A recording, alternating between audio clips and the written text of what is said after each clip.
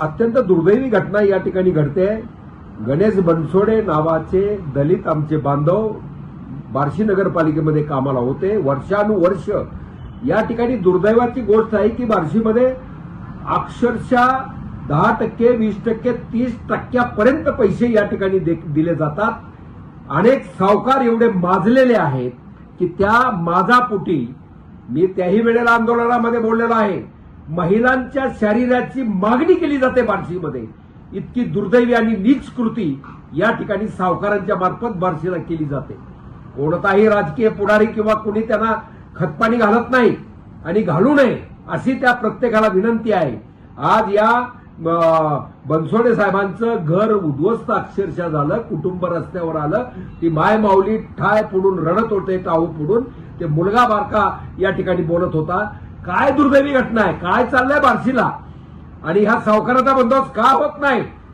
ते सुद्धा तात्काळ गुन्हा 7 लोकांवरती दाखल केला। 4 सोसाईट नोट म्हणजे मृत्यूपूर्व जबाब आहे। पुरावा ऍक्ट कलम 32 प्रमाणे तो ग्राह्य आहे। कोर्टामध्ये शिक्षा झाल्याशिवाय राहत नाही। जामीन सुद्धा यांचा होता कामा नये। यांना मकोका अंतर्गत माझी पोलीस अधीक्षकांना विनंती आहे, या ठिकाणी महाराष्ट्राला उदाहरण होईल, सॅम्पल होईल, या पद्धतीनं मोका अंतर्गत कारवाई केली गेली पाहिजे। ही संघटित गुन्हेगारी बार्शीमध्ये फोफावत आहे आणि पैसा आर्थिक कारण आहे। जे सिम्पटम्स त्या मोका लावायला लागतात ते यामध्ये आहे। दहशत आहे, मारहाण करणं, 5-5, 6-6 दिवस अमकं एवढ्या दहशतीखाली कुटुंब ठेवणं, रात्री अपरात्री घरी दारी जाणं, महिला भगिनीला असं हे बोलणं।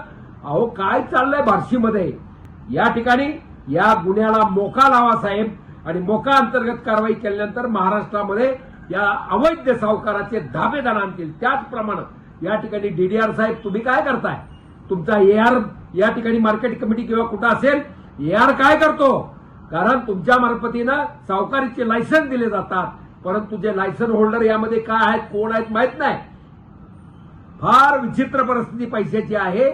अत्यंत घाणेरड्या पद्धतीने या ठिकाणी वसुलीला एजंट नेमले जातात, महिला भगिनीला नेमलं जातं। त्यात कोण आरोपी आहेत हे सुद्धा मी वाचलेलं नाही, तो कुणी असो। या ठिकाणी समाजाचा हा कॅन्सर आहे आणि हा लागलेला कॅन्सर या ठिकाणी आपण त्याचं ऑपरेशन केल्याशिवाय आणि पोलिसाला ऑपरेशन करावं लागतंय आणि त्या दृष्टिकोनातून केलं पाहिजे। मी अधिक दुसरं आव्हान करणार आहे की बार्शीमध्ये एखादं सामाजिक सगळे आज आमच्या संजीवनीताई एकट्या भारतात दिसतंय आपल्याला, एकट्या म्हणजे लढाऊ वृत्ती आहे, सोनालताई आहेत, बाकीच्या आमचे इतर भाऊबंद आहेत।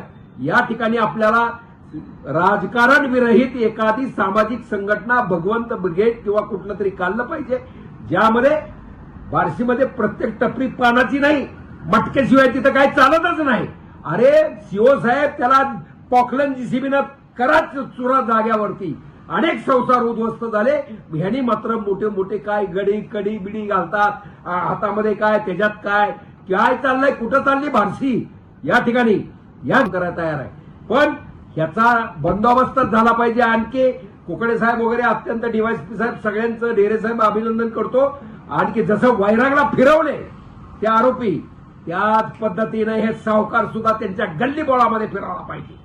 आणि आता तुम्ही त्या ठिकाणी याला जामीन सुद्धा झाला नाही पाहिजे। मोका लावा म्हणजे 5 वर्ष आत राहतंय, दुसऱ्याची ताकद होणार नाही त्या ठिकाणी हे करायची। आणि त्याचप्रमाणे हे जे रस्त्यावरती आडवी गाडी फायनान्स कंपनीच्या नावानं दहशत चाललेली आहे, पोलिसांना विनंती आहे, नागडे करून मारा रस्त्यावर, त्याला काय अधिकार आहे तिथं गाडी अडवायचा? हे कुठलाही कोर्टानं अधिकार फायनान्स कंपनीला दिलेला नाही आहे।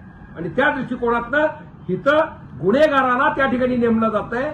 समाजामध्ये ज्याची दहशत आहे, गुन्हेगार आहे, अशी लोक या ठिकाणी यात इन्व्हॉल्व आहेत। याचा सुद्धा बंदोबस्त करा। यामुळे सुद्धा आत्महत्या झालेल्या आहेत आणि त्या दृष्टिकोनातनं दहशतमुक्त बार्शी करा। आम्ही तुम्हाला साथ द्यायला तयार आहोत पक्षविरहित। एवढंच सांगतो। या ठिकाणी माझा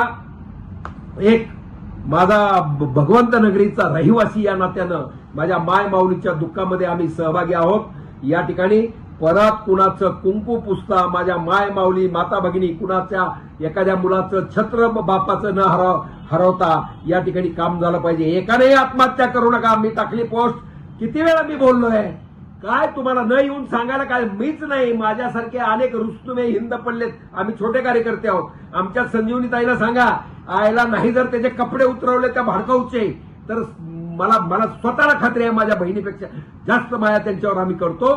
त्या सोनालीताई किंवा बाकीचं त्यांचं म्हणजे काय म्हणतात कुणाशी काय तुमचे तत्व ही असतील, पण या ठिकाणी आता आम्ही थांबणार नाही. त्या टपऱ्या बिपऱ्या सुद्धा जाळून पेटवून टाका. सीओ साहेब, तहसीलदार साहेब, काय कशा करता? कुठल्या नेत्यांनी मध्ये पडू नये, काही कारण नाही मध्ये पडायचं. त्याला काय त्याच्यावरच चाललेलं नाही तुमचं. आम्ही तर कार्यकर्ते आहोत, पण तुमचं कशाला कुणाला पाठीला घालायचंय? आणि ह्याला नेस्त नाबूद पूर्ण तालुका झाला पाहिजे. गावागावामध्ये सुद्धा ही दहशत आहे. हो, हे मोडा. भाग झाला माझा शेतकरी बांधव, कामगार, माझ्या मायमाऊली, माता भगिनी, विद्यार्थी विद्यार्थिनी आणि बार्शीची जनता आनंदानं सुखानं राहायला पाहिजे. यापुढे आत्महत्या होता कामा नये. तुम्ही आमच्याशी संपर्क करा. अनेक लोक आहेत, कुणाशीही संपर्क करा. आरटीआय कार्यकर्त्यांशी संपर्क करा. पोलीस सक्षम आहेत या गोष्टीला आणि त्या दृष्टिकोनातून या ठिकाणी ह्या गुन्हेगारी हे मोडून काढा, सावकारी मोडून काढा. एवढंच सांगतो आणि थांबतो. जय हिंद, जय महाराष्ट्र, जय भीम.